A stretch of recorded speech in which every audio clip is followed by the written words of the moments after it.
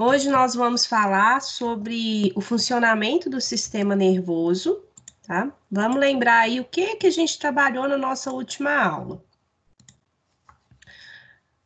Na última aula, eu trabalhei aqui com vocês na semana passada um pouco sobre os constituintes do sistema nervoso, né? E como que ocorre esse processo de transmissão do impulso nervoso.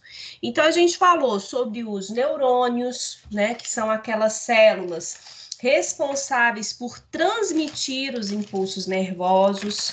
Falamos ainda sobre as neuróglias, que são células que não são excitáveis, ou seja, elas não conduzem esses impulsos, mas são importantíssimas no suporte aos neurônios, né? Tem uma série de funções associadas aí com essa eficácia da transmissão dos impulsos nervosos, né? Eu mostrei aqui para vocês a constituição, certo? Quais são os constituintes dos neurônios? Então, corpo celular, dendritos, axônios, a região sináptica, como que acontece ali aquela comunicação entre os neurônios e neurônio e tecido, né? E hoje nós vamos continuar, então, nessa perspectiva, especialmente trabalhando a parte motora, né, que é o objetivo aqui da nossa disciplina. Então, lembrem que no semestre que vem, vocês terão aí a disciplina de neuroanatofisiologia, né, aonde vocês conseguem, com detalhes, ver toda a composição, todos os constituintes do sistema nervoso, a parte mais anatômica, fisiológica. Aqui eu vou pegar alguns conceitos associados a isso para a gente aplicar aí nesse processo de aprendizagem motora, tá? Então, vamos lá. O objetivo da nossa aula de hoje, estudar o modo pelo qual não só as informações sensitivas são transmitidas, que a gente discutiu um pouco na aula passada, mas também como as informações motoras, né, são transmitidas aí no nosso organismo. Aprender mais sobre placa motora, unidades motoras e as vias eferentes, além de discutir ali como que acontece esse processo de aprendizagem motora.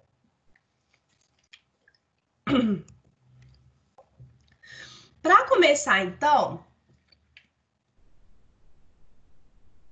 eu vou resgatar alguns termos que eu trabalhei lá no finalzinho da nossa aula passada, tá?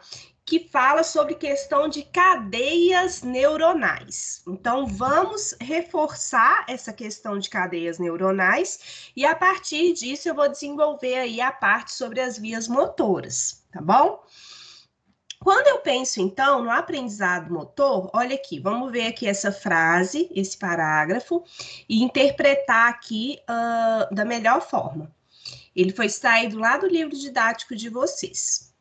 Um elemento comum, quando comparado à psicomotricidade com o aprendizado motor e o controle motor, né? É a capacidade, olha que interessante. Então, veja bem, quando eu falo de aprendizado motor ou controle motor, eu tenho que lembrar dessa capacidade que o nosso corpo e a nossa mente possui de armazenar informações. Então, essas cadeias neuronais estão associadas com aquele sistema que nós falamos do circuito motor, que nós temos aqueles sistemas, né, de circuito de controle motor, que são fechados, onde você tem aqui o feedback, né, e tem outras cadeias que são abertas. Então, estou falando justamente sobre isso. Então, algo comum, quando eu falo, né, de aprendizado motor ou controle motor, é a capacidade que o corpo e a mente possuem de armazenar essas informações. Então, à medida que nós aprendemos um determinado movimento ou aprendemos determinada tarefa, né? Essa habilidade, uma vez que tenha sido aprendida, ela fica armazenada, né, nas nossas cadeias aqui neuronais. Você tem um armazenamento e quando vai realizar novamente aí esta atividade, nós temos aquele feedback que propicia aí a geração da memória, propiciando o refinamento daquele movimento ao longo das repetições. Então, quando eu penso nessa questão, né, de armazenamento de informações e o feedback que vai gerar aqui a memória, né, a memória motora, que a gente já citou em outros momentos, né, eu tenho o termo aqui utilizado é engrama, tá? Eu falei um pouco sobre isso na aula passada. Então, o engrama é considerado aqui esse tipo de memória neural. Então, é o tipo de cadeia que configura, que está associada aqui com essa memória, com esse armazenamento de informações, que vai receber o feedback, propiciar a comparação e disparar aqui um novo estímulo, né? Então, o engrama estaria associado aqui com essa memória neural, tá? Associada aí ao movimento. Então, que possui esses elementos aí, né, físico-químicos, e vai possibilitar a reação a um estímulo de uma forma muito mais eficaz, porque já tem uma memória, né, daquela associada com aquela tarefa, e a cada repetição você tem ali uma resposta mais eficaz e mais eficiente. Nós temos ainda as vias de associação. Então, olha só, lembrem desses termos.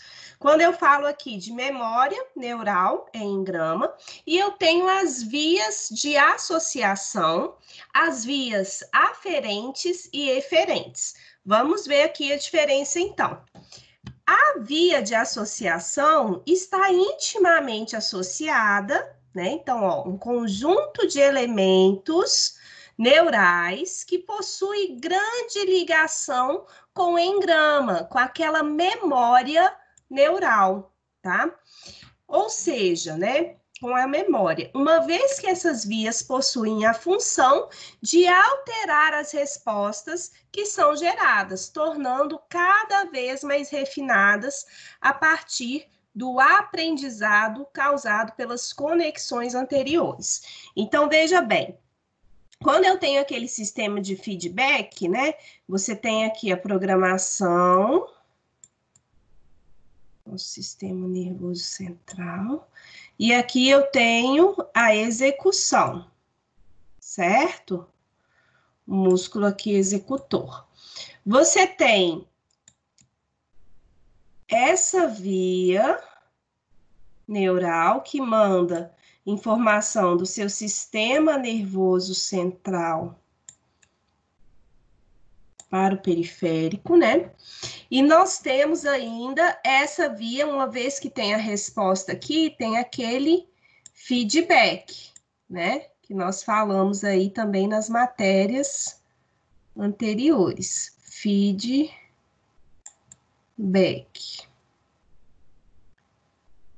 Que seria esse processo aí de retroalimentação. Então, olha só, a via de associação, ela está justamente associada, depois desse processo de comparação, tá? Que ocorre aqui, uma comparação a partir daquele feedback que foi gerado, tem uma comparação, e aí com isso associa um novo estímulo. Então, esse novo estímulo, ele vai estar associado com o quê? Com refinamento. É quando a partir de uma experiência, né, nova, você consegue restabelecer uma nova habilidade a partir daquela memória que foi acessada, né, naquela comparação, na fase comparadora. Tá bom? Então, as vias de associação estão associadas aí com esse processo de memória neural, porque vai alterar as respostas para que elas sejam mais refinadas, considerando aquela bagagem que veio aqui a partir da memória e desse feedback aqui do movimento. Então, via de associação está associada com refinamento, tá? As vias de associação, elas estão relacionadas aqui com o engrama, que é essa memória neural, e é o que possibilita o refinamento do movimento. Vias sensitivas. Eu falei com vocês, então anota aí no seu caderno, né? Nós temos o engrama que está associado com a memória neural. Via de associação, um refinamento do movimento. E nós temos as vias aferentes e eferentes, tá? Depois eu coloquei um resuminho aqui, aí vocês vão anotar para mim. As vias aferentes são conhecidas também como vias sensitivas. Então, coloca isso aí no seu caderno. Via aferente, né? Entre parênteses, via sensitiva. Via eferente, entre parênteses, via motora, tá? Então, são duas coisas distintas. Prestem atenção, a diferença de via aferente e eferente. As vias aferentes são conhecidas como vias sensitivas, ou seja, elas trazem informações dos receptores de sensações. A sensação é o reconhecimento ou a interpretação de um determinado estímulo. Logo, ela depende tanto da condução do estímulo quanto do seu reconhecimento. Então, a via aferente, né, é aquela que leva a informação, a via aferente leva a informação sensitiva para o sistema nervoso central. Esse que é o direcionamento da via aferente, tá? Por exemplo, você colocou a sua mão, né, em uma chapa quente, isso gerou um estímulo, você tem uma série de receptores, certo? No seu tecido epitelial, tem uma série ali de receptores que possibilitam essa percepção aí da temperatura, né? A questão também da dor. E aí, esse estímulo, imagina, você colocou a sua mão na chapa quente. Então, pensando de uma forma muito lenta, você vai ter ali na sua mão, né, aqueles sensores, aqueles receptores que irão disparar um estímulo, que vai percorrendo todo o seu sistema nervoso, até chegar lá no seu cérebro, no seu sistema nervoso central, e aí vinha leva para o cérebro aquela informação. Opa, a chapa está quente. E aí você tem, é claro que em milésimo de segundos, né? Você tem um retorno dessa informação que faz você tirar a mão. Então, a via sensitiva estaria associada com com esse direcionamento das informações sensoriais para o nosso sistema nervoso central.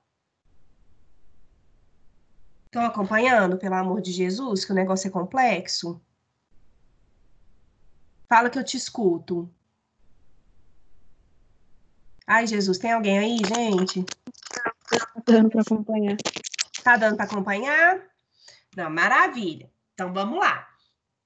Via sensitiva aferente faz esse caminho, tá bom? É só você lembrar disso que vai ficar mais fácil.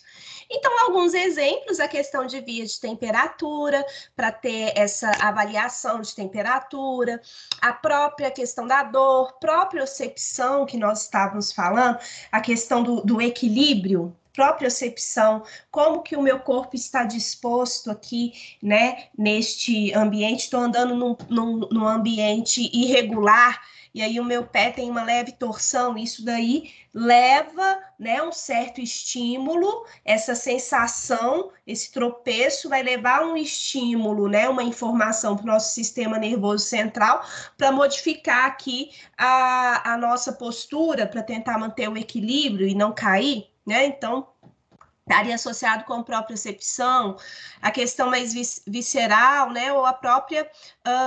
Aqui eu coloquei propriocepção inconsciente, né? Ou a própria propriocepção consciente. Então, essa inconsciente estaria nesses atos autônomos, né? Que você tem, por exemplo, a questão do próprio. Desse próprio automatismo de determinados movimentos, né? E enquanto a propriocepção consciente, quando você realmente vai treinando, né, aquele equilíbrio, aquele movimento, e aí você vai conseguindo maiores habilidades em relação a isso. Mas o que eu queria destacar aqui, que vocês não podem confundir de forma alguma, é o quê? Quando eu falo de via aferente, é aquela via sensitiva, que vai levar, né, essa sensação, ou seja, tem uma série de receptores que vai receber esse estímulo e conduzi-lo, né, vai reconhecer e conduzi-lo para o sistema nervoso central, tá bom? Enquanto as vias eferentes, elas fazem um caminho inverso, levam a resposta elaborada ao órgão executor. Então, enquanto a via aferente, ela é sensitiva, ela leva aquele estímulo, né? Carrega aquele sinal, aquela informação para o sistema nervoso central. Depois desse processamento da informação, né, nós temos a ativação da via eferente, que vai fazer o quê? Conduzir a resposta do nosso sistema nervoso central, aquela mensagem que chegou, certo? Vai conduzir essa resposta para o órgão efetuador da resposta, que pode ser um músculo ou uma glândula. Enfim, então a via eferente, que é chamada também de via motora, né? Ela faz o caminho inverso, tá? Você tem aqui a condução da resposta do sistema nervoso central para o órgão efetuador, tá bom? Então as vias aqui são contrárias. E comparando com as vias de associação irão analisar as informações, certo? Que foram recebidas aqui pela via aferente, vai armazenar na forma de memória, elaborar a resposta, vai gerar uma resposta espontânea, e essa resposta vai ser conduzida pela via eferente. Quanto maior o número aqui de neurônios de associação, mais refinada será a resposta. Então, ao longo da nossa vida, pensando aqui no desenvolvimento humano, ao longo da nossa vida, nós temos uma maturação do nosso sistema, certo? Uma maturação biológica. Especialmente ali durante a fase da primeira, segunda, terceira infância, então de 0 até 11 anos, nós temos intensas transformações, inclusive em relação à nossa maturação do sistema neurológico. Então, a capacidade de associação, ela vai depender também da idade do indivíduo. Por isso que quando você tenta trabalhar determinadas questões, né, determinadas tarefas que demandam muito equilíbrio em uma idade precoce, isso muitas das vezes leva a um insucesso. Por quê? Precisa de uma maturação biológica para que ocorra esse tipo de associação no nosso sistema neural. Estão acompanhando, gente? Sim? Tá dando? Sim. Tá dando? Sim. Aham. Beleza, então. Então, vamos pensar aqui na lógica. Olha só. Assim como as informações sensitivas, né? Aquelas informações sensitivas, igual eu falei, questão da dor ou temperatura, né? Ou um determinado material que seja pontiagudo, né? E você teve o contato. Você tem ali aquela informação sensitiva, ela vai sofrer uma transformação, uma transdução e transformar em impulsos elétricos, né? Nós vimos isso na aula passada, que quando eu falo de impulso elétrico, é a mesma coisa que um impulso nervoso ou potencial de ação. Os impulsos nervosos, as informações nervosas no nosso organismo, são transmitidas via esses impulsos elétricos, certo? Então, olha só, os receptores recebem essas informações, sofrem ali uma transdução que converte aquela sensação, né, num impulso elétrico, numa descarga elétrica, que vai trafegar pelo corpo humano. Qual que é o nome que eu dou para isso? Vias aferentes, né? Onde você tem aqui a parte sensitiva e leva lá para o sistema nervoso central. Da mesma forma, as informações motoras que você irá estudar nessa aula também trafegam do mesmo modo, porém em diferentes estruturas, né? Sai do sistema nervoso, então olha só, sai do sistema nervoso central, vai ali para a parte periférica para atuar, né, no músculo, possibilitando a sua contração. Então, você tem nessa via motora, que eu vou falar mais à frente com vocês, justamente esse processo aqui, ó, de resposta neural a determinado estímulo, o que vai possibilitar, né, vai possibilitar aqui a contração voluntária muscular. Aqui eu coloquei um esqueminha. Então, para representar, eu acho que está bem bacana. Nós temos aqui o sistema nervoso central, né? Certo? Então, você tem aqui, nessa região, as vias aqui de integração, associação e armazenamento de informações, né? Nós temos aqui, por exemplo, em relação a nossa pele, né? Nós temos aqui uma série de receptores. Esses receptores, em relação à temperatura, à dor, etc., textura, esse receptor consegue fazer uma transdução dessa informação, conduzindo esse impulso sensitivo até o sistema nervoso central. Esta via eu chamo de via sensitiva ou via aferente, tá? Então, aqui é sensitiva, ou então, o que a gente chama aqui de via aferente.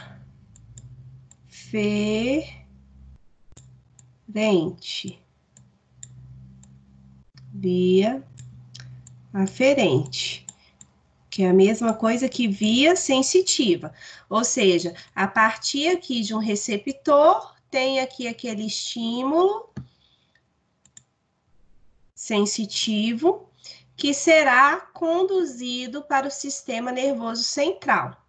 Pode ser um receptor externo, como presente na pele, ou ainda um receptor interno. Então, por exemplo, aqui nós estamos mostrando a questão, né, de um receptor interno associado ao nosso sistema digestório, para possibilitar, por exemplo, liberação de determinadas enzimas, né, ou o ajuste de determinadas, para o nosso metabolismo, né, de determinado alimento. Então, enfim, tem uma série de possibilidades. Mas o que eu queria mostrar que a via aferente, ela vem, então, desse receptor e passa essa informação para o sistema nervoso central. No sistema nervoso central, nós teremos o armazenamento dessa informação, a associação, sua interpretação, todo este processamento por aquelas vias que nós falamos aqui de associação, certo? A partir disso é gerada uma resposta. Essa resposta, ela é conduzida, né, através aqui do que nós chamamos de via motora ou via eferente. Deixa eu escrever aqui. Via motora, que é a mesma coisa que via eferente.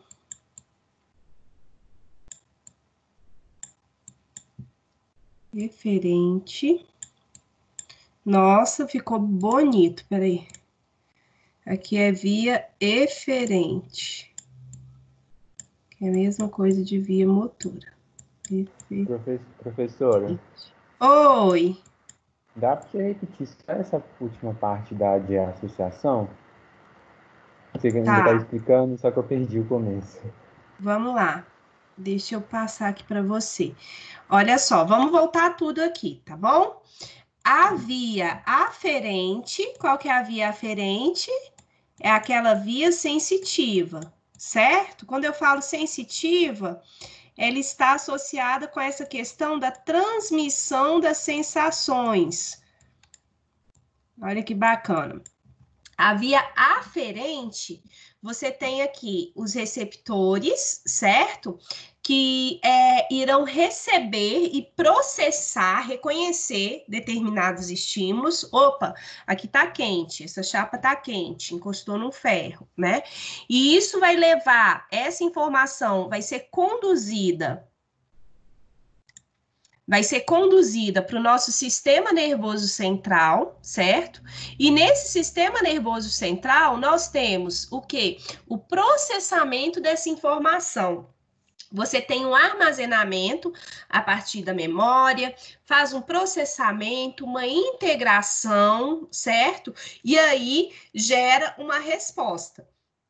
Esse processamento daquela informação que veio por esse impulso sensitivo, esse processamento, essa comparação com situações anteriores, o que vai possibilitar uma resposta eficaz é chamado de via de associação.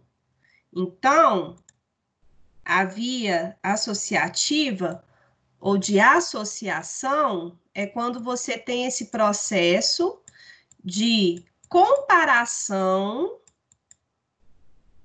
processamento, interpretação daqueles estímulos, possibilitando a geração de uma resposta para aquela informação, para aquela mensagem que chegou até o sistema nervoso central. Tá dando para acompanhar? Ô, Nayara. Oi. Então, a termorregulação é referente às vias aferentes. Podemos dizer. Isso. Na verdade, você tem toda uma integração, né? O que acontece? A via aferente, ela é sensitiva. E a eferente está associada com uma resposta. Então, vamos supor que ali, no questão da termorregulação, você tem aqui um estímulo associado com essa diminuição da temperatura, certo? Teve essa diminuição da temperatura, e aí, como resposta, os nossos pelos ficam mais eriçados, às vezes dá aquela tremidinha, né? Você tem ali uma resposta, e aí essa resposta já está associada com uma outra via. Tá acompanhando? Então, todo processo, na verdade, no nosso organismo é uma comunicação.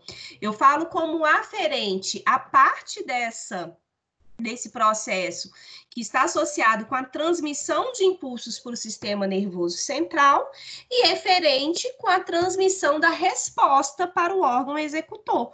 Então, durante a própria termorregulação, você tem os dois, né? Você tem esse processo de estímulo e resposta. Aumenta a sudorese, por exemplo, no caso de muito calor, dilata os poros, aí seriam exemplos de respostas. inconscientes, né? Você não fica pensando, eu vou aumentar aqui o meu suor, né? Deu para acompanhar? Deu. Beleza. Então tá. Então lembra disso. Aferente associado com o quê? A recepção do estímulo, da sensação, né? Vai receber esse estímulo, essa sensação, e vai conduzi-lo para o sistema nervoso central. No sistema nervoso central, nós temos aquele processamento que se dá pelas vias de associação. E a resposta que é gerada é conduzida pela via eferente, que nós chamamos de via motora, que vai levar a resposta do sistema nervoso central para o órgão aqui efetuador, que pode ser uma glândula para liberar determinado hormônio, né? Que pode ser o músculo, né, liso, o músculo esquelético, o músculo cardíaco. E aí, nesse sistema eferente, nós temos tanto os movimentos voluntários quanto aqueles involuntários. Como que eu falei para você, a questão de eriçar os pelos, de dilatar os poros, aumentar as glândulas sudoríparas, né? Elas aumentam a produção ali de suor, então aumenta a sudorese, o que seria um exemplo também de resposta, né, no sentido de termorregulação, vai aumentar aqui a sudorese porque está muito calor, então precisa de liberar aquele calor, o organismo, mas é feito de forma inconsciente, de forma autônoma, né? Porque nós temos, a gente vai falar mais sobre isso na aula que vem, mas esses tipos de respostas, nós temos os movimentos voluntários e involuntários. Tá dando para acompanhar, gente? Sim. Tô falando então, horrores aqui. Então, a via de associação, ela leva o que foi processado para a via eferente, é isso? Ela faz essa ligação aqui, ó. Tá vendo que é uma integração? Repara o seguinte, olha o estímulo, imagina que o estímulo... Pode falar. Ela processa as informações que vier. Processa, associa essas informações da via aferente com as informações que já estão armazenadas, por exemplo, faz aquele processo de comparação, etc. E aí possibilita a geração do quê? De uma resposta aqui, a partir dessa associação, uma resposta que vai ser conduzida pela via eferente. Então, seria uma associação entre esses dois elos. Entendi. Uma integração. Perfeito. Deu para acompanhar, gente? Ó, então lembra disso. Eu vou até anotar aqui que eu vou colocar na sua prova, viu? Vou mesmo. Vou pedir, vou anotar aqui, ó. Oficial 2, mais uma questãozinha para vocês. Diferencie as vias neuronais. Acredita que você vai abrir sua prova, vai estar lá, tá? Via aferente, que é sensitiva, versus eferente, versus associação. Maravilha? Deu para entender?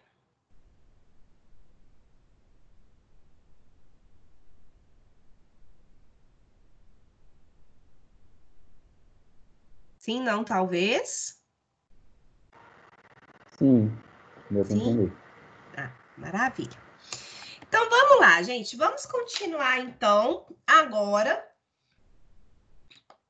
Uma vez que vocês compreenderam aí essa diferenciação das vias neuronais básicas, vamos focar mais na questão da resposta motora, tá? Quando eu falo aí de resposta motora. Olha só, a comunicação entre as terminações nervosas somáticas, quando eu chamo aqui de terminação nervosa somática, está associada com essas terminações nervosas aqui, ó, que estão presentes, né, no nosso músculo e associado com essa via aqui eferente. Então, vamos lá. A comunicação entre as terminações nervosas somáticas e as fibras musculares estriadas esquelética ocorrem a partir de estruturas especializadas que existem apenas nessa comunicação. Essas são conhecidas como placas motoras. Então, voltando aqui, aonde que eu estou, né, neste ciclo todo, em todo o circuito, aonde que eu estou focando nesse momento? Na placa motora. A placa motora seria aquela junção neuromuscular, tá? A placa motora seria aquela junção neuromuscular, aonde você tem as terminações, certo? As terminações nervosas e a conexão com a fibra muscular, né? Estriada esquelética, enfim, essa fibra muscular que vai possibilitar aí a movimentação do nosso corpo. Na região da placa motora, né, temos o quê? A comunicação entre a fibra nervosa e a fibra muscular. Isso se dá pela presença de botões sinápticos responsáveis pela liberação de neurotransmissores. Vocês lembram disso, gente, quando eu falei na aula passada sobre essa questão de liberação de neurotransmissores, como que se dá a transmissão de impulsos nervosos? Vocês lembram disso? O que são os botões sinápticos? Olha só, deixa eu mostrar aqui. Eu desenhei isso aqui, ó, na aula passada, que seria o seguinte. Eu tenho aqui neurônio, tá? Esse neurônio, ele é composto por um corpo celular. Temos os dendritos, que são essas ramificações cheias de receptores, tá? Temos uma região de cauda aqui que é chamada de axônio. Algumas aqui com bainha de mielina. E esse axônio, ele apresenta aqui terminações, certo? Terminações nervosas. E essas terminações, no finalzinho aqui, ó, nós temos os botões sinápticos, seriam bolinhas, botões sinápticos que fazem esse contato com o outro tecido ou com o outro neurônio. No nosso caso aqui, como a gente está falando de placa motora, eu vou mostrar o neurônio e o que seria isso? A fibra muscular. Certo? O neurônio e a fibra muscular. O que acontece? Se eu pegar aqui esse botãozinho sináptico, certo? E ampliar, vou colocar aqui grandão.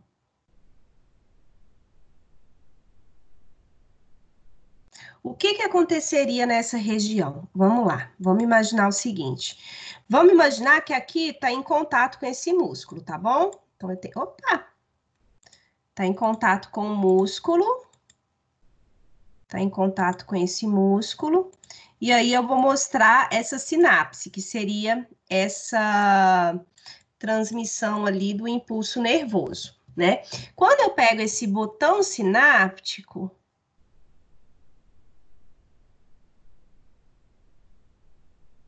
Essa região, ela é cheia de vesículas contendo neurotransmissores, ok? Então, aqui nesse botão sináptico, é uma região mais dilatada do axônio, na pontinha aqui do axônio, e tá cheia de vesículas que são bolsinhas com neurotransmissores. Neurotransmissores são mensageiros químicos, né, que que liberam aí, que transmitem essas informações no nosso sistema nervoso. Então, vamos lá. Imagina aqui, né? Você tem esse botãozinho sináptico, cheio de vesículas, e aí nós temos a questão do potencial de ação, né? O que é o potencial de ação mesmo? O potencial de ação, ele foi gerado aqui, ó, o dendrito recebeu esse potencial de ação, ele foi conduzido ao longo do axônio e chegou até a ponta aqui nesses botões sinápticos. O que seria esse potencial de ação? Me fala outro nome para potencial de ação. Impulso nervoso. Isso mesmo. Esse potencial de ação, então, que está sendo transmitido aqui, ó, é o que nós chamamos de impulso nervoso, ou uma descarga elétrica, né? Um potencial de ação. Quando chega nesse botão sináptico, esse potencial de ação, ele vai romper essas vesículas, que estão cheias de mensageiros químicos, liberando esses neurotransmissores na região sináptica. E são esses neurotransmissores que irão se ligar aos receptores presentes aonde? Presentes aonde, gente? Os receptores. Esses neurotransmissores vão entrar em contato com os receptores presentes, nesse caso, na fibra muscular. Tá acompanhando? Veio o impulso nervoso com potencial de ação. Esse potencial de ação leva a uma liberação daqueles neurotransmissores que estavam nas vesículas aqui, desses botões sinápticos. Esses neurotransmissores são liberados nessa região, que eu chamo de fenda sináptica, que é esse contato aqui, ó. E aí, esse receptor vai entrar, no caso aqui, na fibra muscular, e vai disparar aquela informação, né? Possibilitar a formação aqui de um novo potencial de ação, por exemplo. Conseguiu transmitir aquela informação do nervo para o músculo. Isso tudo acontece nessa região que é chamada de placa motora, que é a região aonde você tem as terminações nervosas associadas aqui com essa via, né? E as fibras musculares. Tá dando para acompanhar? Olha aqui esse esqueminha, né? Placas motoras. Placa motora é a mesma coisa aqui dessa região de junção neuromuscular. Imaginem eu tenho o quê? O axônio. O que é o axônio mesmo, professora? Axônio é essa cauda, né? Essa região aqui do neurônio, né? Responsável pela condução do impulso nervoso. A terminação desse neurônio vai se dar em uma região que eu chamo aqui, né, de junção neuromuscular. Juntando, então, né, onde você tem a junção da parte, né, do nervo, da parte nervosa, com a porção muscular. Um axônio, 2, essa junção aí neuromuscular, que eu vou mostrar de forma ampliada aqui, e 3 seria essa fibra muscular, que vai responder, tá bom? Observe aqui, então, esse destaque para 2. É mais ou menos o que eu fiz aqui anteriormente, só que tá mais bonito ali, né? Esse destaque aqui para 2, ou seja, essa placa motora, né? Essa junção neuromuscular. O que nós temos? Veja bem, né? Tenho a região aqui do axônio, esse botão aqui sináptico, né? Nessa região, eu tenho uma série de vesículas sinápticas. Essas vesículas estão cheias de neurotransmissores. Exemplo de neurotransmissor. Quem pode me dar um exemplo de neurotransmissor? Alguém lembra? Exemplo de neurotransmissor que está associado aí com contração muscular. Eu cheguei a citar na aula passada, então anota aí. Acetilcolina. Acetilcolina é um tipo de neurotransmissor que está associado com essa resposta de contração muscular, tá? Outro exemplo de neurotransmissor, adrenalina. Adrenalina, quando a gente precisa... Opa, teve aquela questão sensitiva, né? Por uma questão de percepção visual. Viu ali um motoqueiro acelerando, né? Você está atravessando, então, memórias antes da quarentena. Você está atravessando, né, a rua no centro da cidade, aí na hora que começa a apitar ali o sinal do pedestre, começa a ficar vermelhinho, os motoqueiros já começam a acelerar, né? Dá aquela... Aí você... Opa! Tem que fazer o quê? Correr. Teve a questão visual, né? Você teve essa recepção, essa assimilação do sinal, o próprio semáforo que mudou de cor, a questão auditiva do motoqueiro acelerando, e aí isso reage ali, né? É levado, essa informação é levada, né, para o nosso sistema nervoso, é processada como uma situação de perigo, leva à liberação, por exemplo, de adrenalina, e aí você começa a correr.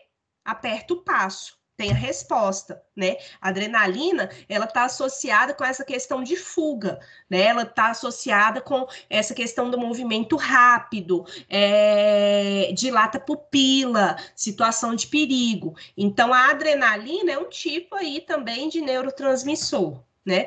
Essa resposta... Então, por exemplo, vou precisar de mais adrenalina. O sistema nervoso, ele emite essa resposta pela nossa via eferente, tem a produção, liberação de adrenalina, e aí você consegue reagir, né, de uma forma rápida àquela situação de perigo. Gente, eu tô confusa, pelo amor de Deus. Eu comecei a falar aqui e não parei mais. Vocês estão entendendo? Tá dando para acompanhar? Tá. Tá? Não, beleza, então. Vamos lá. Essas vesículas sinápticas liberam neurotransmissor, acetilcolina, adrenalina, enfim, temos uma série, né, serotonina, tem uma série aí de exemplos de neurotransmissores, especialmente associado com o movimento é a acetilcolina, tá? Esse neurotransmissor, essa acetilcolina, vai ser liberada nessa fenda sináptica, né? E vai se ligar aos receptores da fibra muscular. Vai se ligar aos receptores, né, daquele tecido muscular, possibilitando a contração. Aí você vai ter uma série de respostas, tá? Aqui também um outro esqueminha, então só mostrando essa junção neuromuscular, que é chamada de placa motora, né? Vamos lá. Quando você tem aqui, quando chega o impulso nervoso, você tem aqui uma série de vesículas com acetilcolina. Essas vesículas serão liberadas, certo? Liberar essa acetilcolina, o que vai se ligar, né, à região aqui muscular da placa motora, possibilitando a contração muscular. Então, só para fechar, o receptor sensitivo capta o estímulo. Esse estímulo é levado pela via aferente para o sistema nervoso central, certo? Teve um estímulo que foi levado lá para o sistema nervoso central. Ocorre a associação, certo? Aquela questão do processamento da informação, e pela via eferente é conduzido um novo impulso nervoso. Esse novo impulso nervoso vai levar à liberação da acetilcolina nas vesículas aqui sinápticas da região da placa motora. Essa acetilcolina vai se ligar aos receptores do tecido muscular, vai modificar, você vai ter uma mudança, tá? Uma modificação no balanço de cálcio, a bomba de sódio e potássio, e no balanço de cálcio nesta fibra muscular, o que vai possibilitar a contração do músculo. Aqui, então, um outro exemplo, tá bom? Então, só para fechar, olha só, a junção neuromuscular, aonde você tem, né, a chegada aqui desse potencial de ação, que é o impulso nervoso, certo? Então, o potencial de ação chega ao terminal do neurônio motor. Então, chegou aqui naquela terminação neuronal somática, que faz parte dessa placa motora. A membrana plasmática da fibra muscular, né, vai gerar um potencial de ação que vai se espalhar pelos túbulos T. Então, aqui mostrando um pouco o que acontece dentro do músculo. Chegou o impulso nervoso, potencial de ação, liberou a acetilcolina e essa acetilcolina entrou em contato com as fibras musculares, né? Entrou pela membrana plasmática da fibra muscular. Isso vai levar a uma mudança aqui no potencial de ação que se espalha pelos túbulos T, tá? Então, nós temos nas fibras musculares, vocês já estudaram tecido muscular?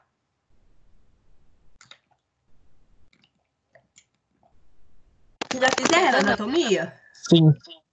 Já, Sim. né? Do músculo? Maravilha.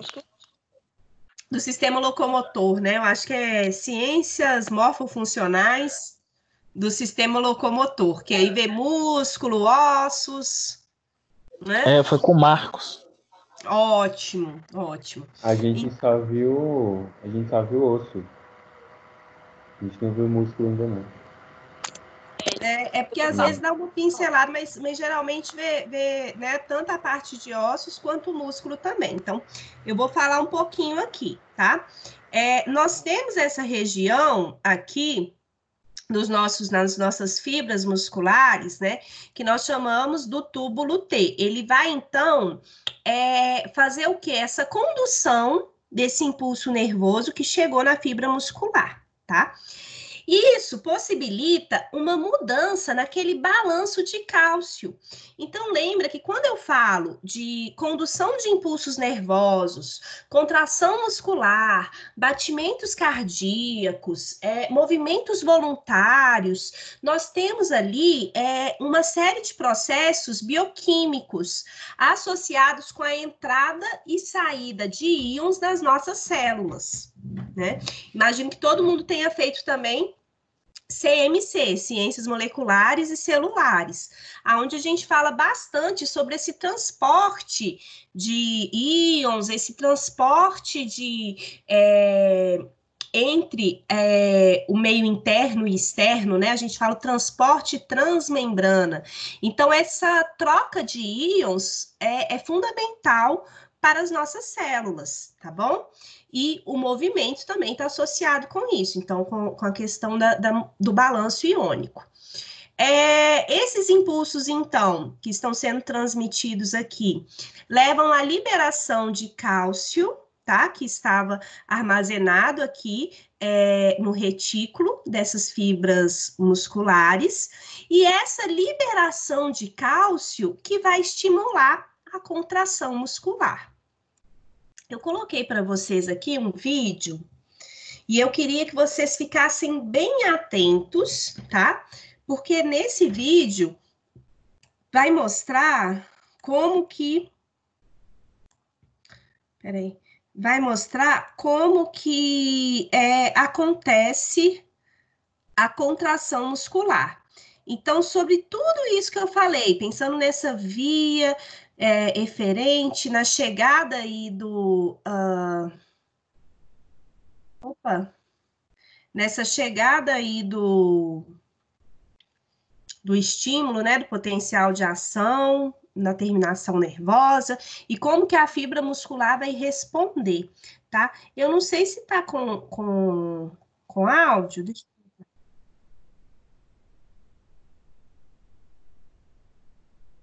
Vocês estão escutando? Tá dando para escutar o vídeo? Não.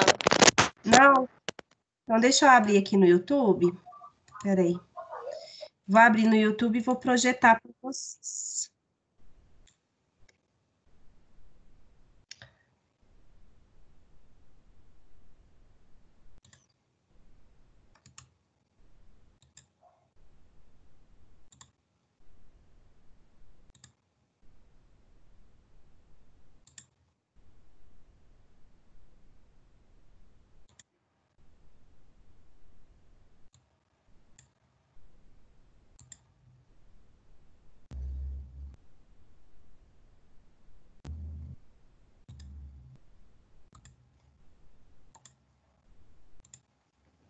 Esse canal é muito legal, gente. Eu coloquei aqui, ele tem muitas informações bacanas. Depois peguem na minha aula. Deixa eu só tentar colocar a legenda. O vídeo é em inglês, mas tem aquelas legendas que são geradas automaticamente. Às vezes tem um erro ou outro ali, porque é automático, mas dá para entender. Às vezes tem um erro ou outro de português, mas dá para entender de uma forma geral. Vamos ver. You use muscles every day to do. Tá com áudio? Agora tá. Ótimo. Então vamos lá. You use muscles every day to do activities. This woman is using muscles to breathe, circulate blood, and move her hand to take notes. Your cardiac and smooth muscle tissues are involuntary. You do not consciously control their actions. Skeletal muscle works under voluntary control. Skeletal muscles are composed of bundles of muscle fibers. Tá dando para ler, gente? Ou tá ruim aqui a legenda embaixo? Tá dando para ler. Tá? Ah, não, beleza. Então tá. Deixa eu voltar aqui um pouquinho. Essa parte é importante. Ela fala, inclusive, aqui, ó. Olha, isso daqui é legal vocês colocarem. Nós temos dois tipos de tecido, né? O tecido muscular liso e o tecido muscular estriado esquelético. Os tecidos musculares lisos, né? Você tem movimentos involuntários. Eu vou falar mais sobre isso na aula que vem. Então, o exemplo é o nosso tecido cardíaco, né? Você não controla. Peraí, meu coração vai bater. Toque. Peraí que vai bater de novo. Toque. Né? Você não controla, é inconsciente. É o que a gente chama de autônomo. Enquanto o tecido estriado e esquelético, você tem o controle voluntário, tá bom? Então vamos voltar que esse You use muscles every day to do activities. This woman is using muscles to breathe, circulate blood, and move her hand to take notes. Your cardiac and smooth muscle tissues are involuntary. You do not consciously control their actions. Skeletal muscle works under voluntary control. Skeletal muscles are composed of bundles of muscle fibers. Muscle fibers are long cylindrical cells containing several nuclei. Muscles will contract or relax when they receive signals from the nervous system. A neuromuscular junction is the site of the signal exchange. This is where the synaptic bulb of an axon terminal and muscle fiber connect. Muscle fibers are composed of many myofibrils. A myofibril contains contractile units called sarcomeres. Sarcomeres run adjacent to one another down the length of the myofibril. Each sarcomere consists of alternating thick and thin protein filaments, giving skeletal muscle its striated appearance. The muscle contracts when these filaments slide past each other. The thick filaments are myosin, which are anchored at the center of the sarcomere, called the M line. The thin filaments are composed of the protein actin, which are anchored to the Z lines on the outer edges of the sarcomere. Because the actin filaments are anchored to the Z lines, the sarcomere shortens from both sides when actin filaments slide along the myosin filaments. Although the action between the filaments is described as sliding, the myosin filament actually pulls the actin along its length. The cross bridges of the myosin filaments attach to the actin filaments and exert force on them to move. This action is known as the sliding filament mechanism of muscle contraction. In this model, the sarcomeres shorten without the thick or thin filaments changing in length. A contraction begins when a bound ATP is hydrolyzed to ADP and inorganic phosphate. This causes the myosin head to extend and can attach to a binding site on actin, forming a cross bridge. An action called the power stroke is triggered, allowing myosin to pull the actin filament toward the M line, thereby shortening the sarcomere. ADP and inorganic phosphate are released during the power stroke. The myosin remains attached to actin until a new molecule of ATP binds, freeing the myosin to either go through another cycle of binding and more contraction or remain unattached to allow the muscle to relax. Muscle contractions are controlled by the actions of calcium. The thin actin filaments are associated with regulatory proteins called troponin and tropomyosin. When a muscle is relaxed, tropomyosin blocks the cross-bridge binding sites on actin. When calcium ion levels are high enough and ATP is present, calcium ions bind to the troponin, which displaces tropomyosin, exposing the myosin binding sites on actin. This allows myosin to attach to a binding site on actin, forming a cross bridge.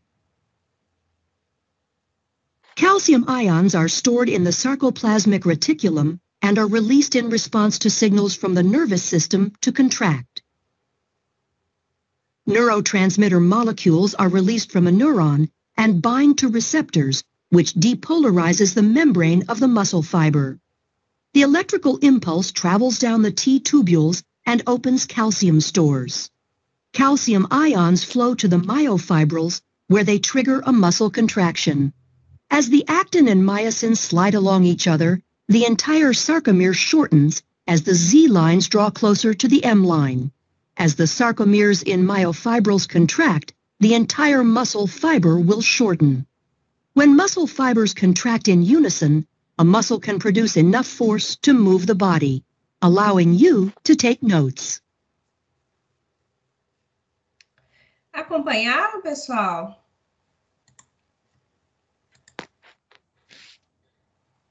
Deu para acompanhar? Sim, não, talvez. Vamos lá. Ah, mais ou menos. Mais ou menos, né? Deixa eu pegar aqui, então. Peraí, vamos... Deixa eu me situar.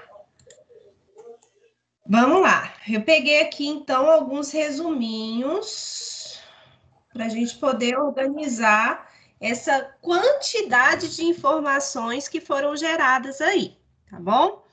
Eu peguei alguns trechos. O nosso livro didático, ele é bem direto, né? Bem objetivo nesse sentido. E aí eu coloquei alguns trechos aqui para a gente rever. Ó, então vamos lá. Vem comigo, então. Vamos pegar aqui como que acontece esse processo de contração muscular. Tem alguém querendo falar, gente? Está com o microfone aberto? Foi eu, foi sem querer. Ah, não, beleza. Vamos lá. Em relação à contração muscular, né? Como que acontece? Vamos pegar aqui um pouquinho do que vocês viram no vídeo e aí depois pode assistir de novo quantas vezes que forem necessárias. O movimento ocorre a partir de impulsos elétricos, certo? Que acabam realizando o seguinte esquema.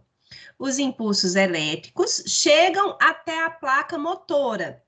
você tem aquele impulso motor, voltando aqui lá naquela parte anterior que eu tinha falado sobre as regiões. Ó, o impulso motor, eu tô falando desta via aqui, né?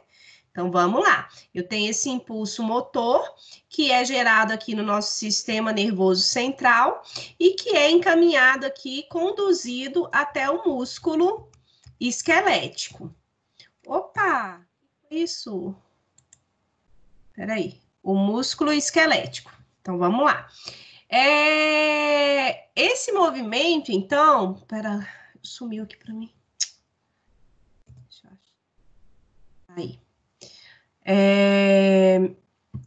Os impulsos elétricos chegam até a placa motora, que seria aquela junção neuromuscular, e estimulam as vesículas de neurotransmissores que liberam a acetilcolina.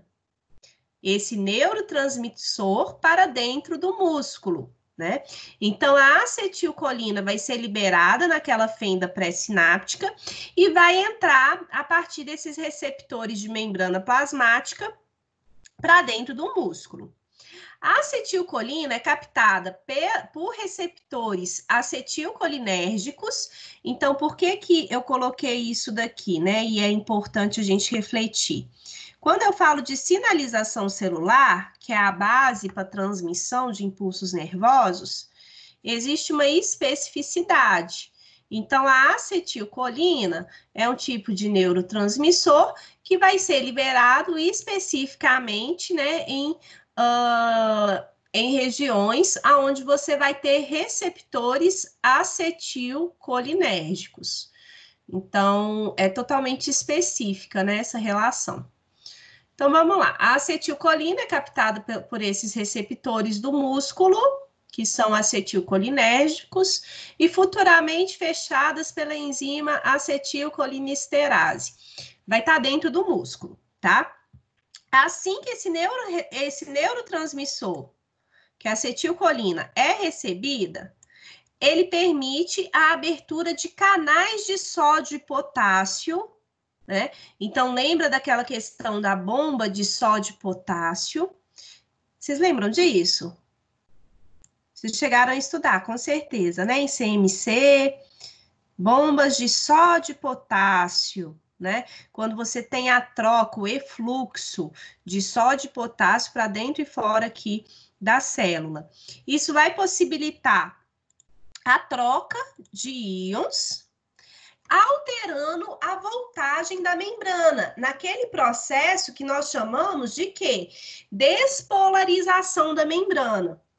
Então, olha só, a acetilcolina vai liberar aqui, né? Vai ativar a bomba de sódio e potássio, levando à despolarização da membrana. Quando eu falo de despolarização, é a mesma coisa que a criação do potencial de ação.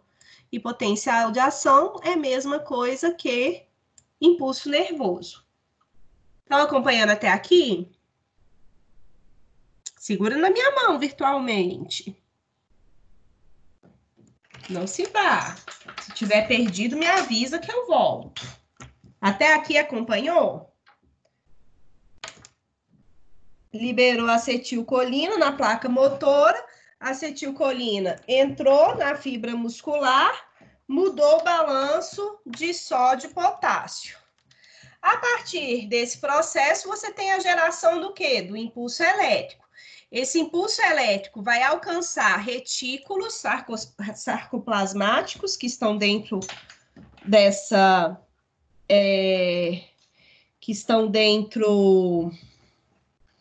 dessa célula muscular, né, dessas fibras musculares. E esse retículo sarcoplasmático vai liberar o cálcio naquela fibra muscular. Uma vez que esse cálcio seja liberado, aí nós temos outras ligações químicas. O cálcio vai se ligar a troponina e tropomiosina, que são proteínas que fazem parte aqui, ó, daquelas fibras, né, do sítio, miosina e a quitina, tá? Permitindo que elas deslizem. Então, lá no vídeo, a gente viu aquele deslize, né, do movimento ali da miosina com a actina, né, possibilitando o que nós chamamos de contração muscular. Esse impulso elétrico vai levar à liberação de cálcio, e esse cálcio que vai se ligar, né, ativando aquelas proteínas musculares, possibilitando a sua movimentação e o que nós chamamos de contração muscular. Após esse movimento, então, você tem aqui a necessidade de ADP, que é ATP, perdão, que é a adenosina trifosfato, ATP é igual a energia, né? Ela vai ser hidrolisada, e aí você tem essa questão do consumo energético associado com a contração muscular, possibilitando ali que seja feito um novo ciclo. Deu para acompanhar?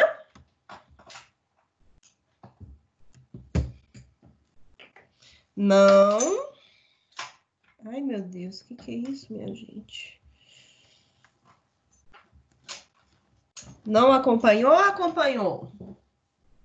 Essa parte aqui, geralmente, vocês veem quando estuda histologia do tecido muscular, que eu queria que vocês ficassem atentos a essa condução dos impulsos motores, né? Então, você tem aqui, ó, acetilcolina, vai ativar a despolarização de membrana da fibra muscular, de forma bem simples, né?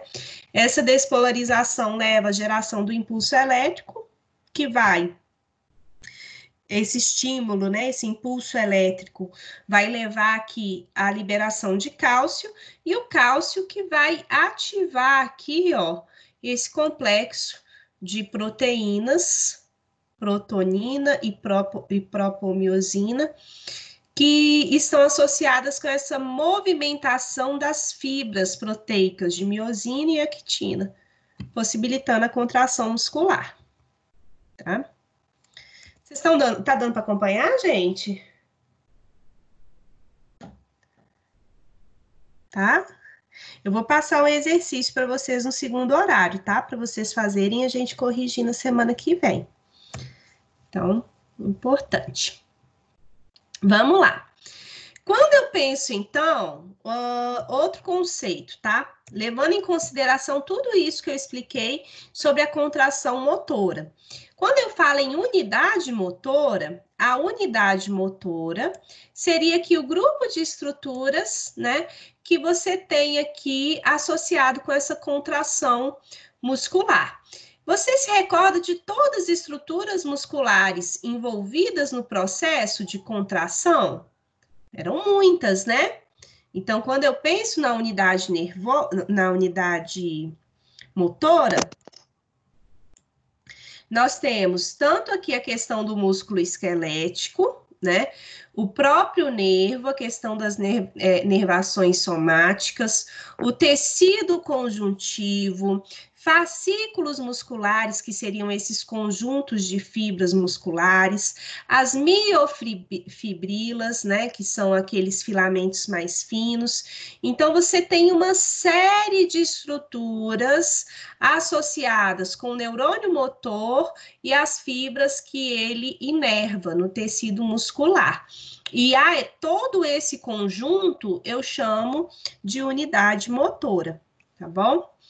Em relação aqui às vias eferentes, nós temos, geralmente, para estudos, né, não existe biologicamente essa divisão, é só uma questão didática. Para estudo, a gente diferencia essas vias eferentes em piramidal e extrapiramidal. Lembrem que toda a via eferente sempre vai levar a informação do sistema nervoso central para o sistema nervoso periférico e para os órgãos ali efetores, né? Quando eu penso em sistema piramidal, está associado com movimento voluntário. Então, seria aquele sistema, né, que nós falamos aí anteriormente. Todos esses exemplos se deram ali no tecido muscular esquelético. Então, é um tipo de movimento voluntário, né? Já os sistemas extrapiramidais são aqueles movimentos autônomos, então associado à movimentação do tecido muscular liso, né? Aqui, anteriormente, deixa eu só voltar um pouquinho. Eu colocado aqui, ó, eu gostei bastante desse esquema, mas aqui dá para vocês perceberem, olha só, que essa via eferente, que está associada com a transmissão do impulso motor, ela pode vir aqui, ó, ser direcionada para o músculo esquelético, e no caso do músculo esquelético, eu tenho aqueles movimentos conscientes, movimentos voluntários, então eu vou pegar aqui essa garrafa e beber água.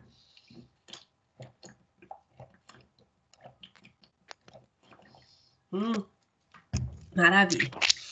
A outra via, além dela, além dessa via aqui, motora, né, que vai, que seria considerada aí piramidal, né, que você tem movimentos voluntários, tem ainda aquela via associada a movimentos involuntários.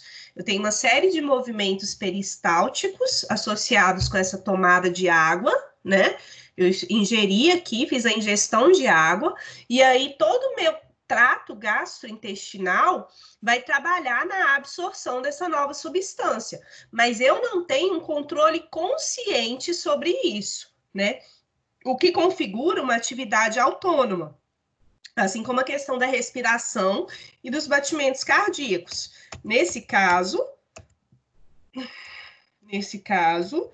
eu tenho aqui uma via extrapiramidal, com esses movimentos autônomos. Tá dando para acompanhar? Perfeito. Sim, não, talvez. Aqui, gente, depois vocês vão estudar a parte de anatomia mais a fundo, mas eu coloquei essa imagem só para vocês compreenderem o seguinte, né? Quando eu falo de via motora ou via eferente, né, que seria essa via que conduz a informação do sistema nervoso central para o sistema nervoso periférico, nós temos regiões, né, que nós chamamos de tratos cerebrais, aonde você tem esse processamento dessa informação. Então, ativa determinadas regiões do nosso cérebro, tá bom? Aqui, ó, a via motora, né, ou essas vias eferentes, pode ser chamada também de via descendente, né, que desce, então, vem aqui, pega essa informação do sistema nervoso e leva até os músculos. Estão aqui destacadas essas regiões em vermelho, enquanto nós temos aqui que aquelas vias sensoriais, então aquelas vias que estão associadas com essa recepção de sinal, essa entrada de informação no cérebro, né? Essa chegada do estímulo do sistema nervoso periférico para o sistema nervoso central, ela está destacada aqui em azul, né? E nós temos outras regiões do nosso sistema nervoso central que estão associados ao processamento dessa informação, tá bom? Só para destacar aqui a última coisa, eu não vou cobrar esses nomes, tá? Eu não quero que vocês se preocupem. O trato piramidal é córtico-espinhal lateral, córtico-espinhal anterior, rubroespinhal. Eu não quero que vocês fiquem decorando esses termos. A parte de memorização, né, em relação às partes do sistema nervoso, enfim, cada componente, isso daí vocês terão em neuroanatomia, né? Então, tem uma disciplina toda destinada para isso, 80 horas só para falar de sistema nervoso, que é uma maravilha, porque é super complexo e vocês precisam de tempo para digerir isso. Aqui, o que eu gostaria de destacar é que você tem uma diferença, inclusive estrutural, uma diferença funcional entre a via sensitiva e a via motora, e uma diferença ali, ó, na organização, no nosso cérebro, né? Uma diferença morfológica e estrutural associada com essas vias. Aqui, então, eu coloquei, por exemplo, né, a via motora, a via eferente, que trata desses tratos aqui, ó, piramidais. Lembrando que esse sistema ou trato piramidal está associado com movimentos voluntários, estaria destacado em seria aqui, ó, 1A, esta região, tá? Que é chamada aqui de trato córtico-espinhal lateral, e nós temos aqui o trato córtico-espinhal anterior, né? Então, seriam essas duas partes que estão intimamente associadas com o quê? Com essa parte da via eferente dos movimentos voluntários. A via eferente, né, essa via motora, associado à região aqui extrapiramidal, que seriam aqueles movimentos involuntários, eu tenho outras porções. Então, o trato rubroespinhal, retículo espinhal, o vestíbulo, né? Ó, vestíbulo está associado com o quê, né? A questão da nossa percepção aqui de equilíbrio, por exemplo, associado, né, com o nosso sistema auditivo. Trato vestíbulo espinhal, olivo espinhal. Então, você tem aqui essas diferentes regiões no cérebro, né, no nosso diferentes porções aqui no nosso cérebro, e cada uma com uma função bem específica. Aqui as vias aferentes, né, seriam aquelas vias aí associadas, por exemplo, com a recepção de sinais, a questão da luminosidade, alterações sensitivas aí, né? Aí você tem toda uma outra região cerebral associada a isso. Deu para acompanhar, pessoal? Sim. Ou tá chorando? Deu. Deu? Ótimo. Aqui eu coloquei, gente, uma atividade individual para vocês fazerem, tá? Então, nesse próximo horário, eu vou pedir para cada um realizar essa atividade individual, para a gente recapitular essa parte que foi trabalhada, né, em relação ao sistema nervoso. Como que vai funcionar? São 8 questões, tá bom? Questões associadas com a aula da semana passada e questões associadas à aula de hoje. Lembrando que isso daí está na primeira parte da unidade 3. Você tem a seção 1 e seção 2, tá bom? Cada aluno, então, vai responder essas questões. Eu vou pedir para vocês responderem em arquivo de Word. Faz aí no próprio computador, né? Ou então, quem estiver sem acesso ao computador, responde no caderno e depois transcreve para o computador, para um arquivo em Word, tá bom? Porque depois, uma vez que vocês tenham concluído essas respostas, vocês irão encaminhar via AVA para a minha caixa de entrada. Então, até segunda-feira que vem, vocês devem ter enviado todas essas respostas para mim. Como vocês estão assistindo a aula hoje, né, a sugestão é que vocês façam realmente nesse segundo horário, tá bom? E aí, depois mandar via AVA para mim, para a gente conseguir discutir na próxima aula. Aí eu vou pedir as respostas para vocês, tá bom? O valor dessa atividade, considerando O envio das respostas e a discussão na aula que vem vai ser de 750 pontos. Vai entrar, então, como atividade em sala de aula, tá? Quais são as questões? Cite as funções das células que compõem o sistema nervoso, neurônios e neuróglias.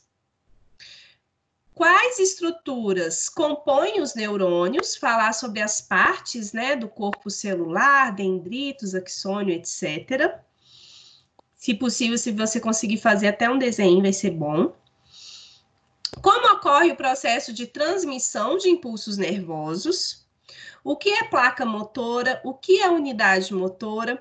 A diferença entre via aferente e eferente e as diferenças entre trato piramidal e um trato extrapiramidal. Por fim, vai descrever como que acontece o processo de contração muscular. O ideal é que vocês respondam com suas próprias palavras, né? Que você faça realmente um resumo. Não precisa de ficar copiando trechos do livro. Eu quero realmente que você tente explicar com as suas palavras de uma forma mais simples tudo isso que nós, tá? E que me mandem aí por mensagem para que eu possa fazer essa correção na aula que vem, tá bom? Pessoal, alguma dúvida?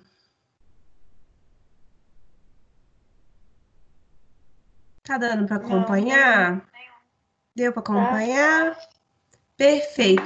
Eu estava com um problema no meu Ava, eu não consegui postar essas perguntas. Então, se vocês tiverem como tirar print da tela ou tirar uma foto, que aí vocês conseguem responder. Aí eu vou tentar atualizar lá no Ava agora para ver se fica disponível. Para disponibilizar para vocês. Tá bom? Maravilha? Maravilha. Gente, ai, que bom, então. É isso, essa parte eu acho legal, é um pouquinho complexo, mas eu gosto bastante dessa parte de sistema nervoso, a gente